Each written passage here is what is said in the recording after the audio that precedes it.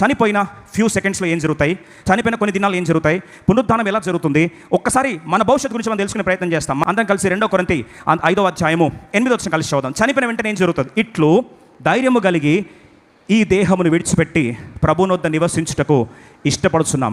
Absent from the body, present with the Lord. మనం చనిపోయిన next second ఏమవుతుందో జాగ్రత్త వినండి.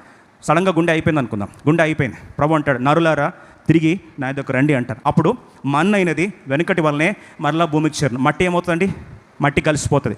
ఆత్మ తానిచ్చిన దేవుని దగ్గరికి వెళ్ళిపోతుంది. మన ఆత్మ ఎక్కడికి వెళ్తుందండి? ఎక్కడికి వెళ్తుంది? పారడైస్కి వెళ్తుంది. ఎక్కడికి వెళ్తుందండి? పారడైస్. ఎప్పుడు వెళ్తుంది పారడైస్కి?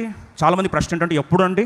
సోలు కొంతమంది చెప్తూ ఉంటారు, వాక్యం ఆత్మ అండి ఇలా తిరుగుతూ ఉంటుందండి బయట, నీకు ఇష్టమైన బిర్యానీ మీద, నీకు ఇష్టమైన ప్లేస్లో తిరుగుతూ ఉంటుంది ఆత్మ. ఎవడు చెప్పిండండి? కొంతమంది పాపం వచ్చి అక్కడ తిరుగుతున్నాడు కనిపిస్తుందని, కనిపిస్తే ఎర్రగడ్డ హాస్పిటల్లో జాయిన్ చేయండి. ఆత్మలు కనపడవు.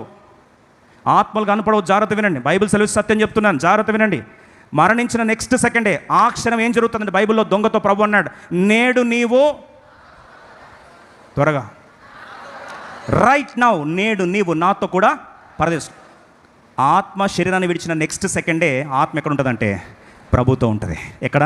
పరదేశంలో. ఈ శరీరం ఎక్కడికి వెళ్తుంది? మట్టిలోకి వెళ్తుంది.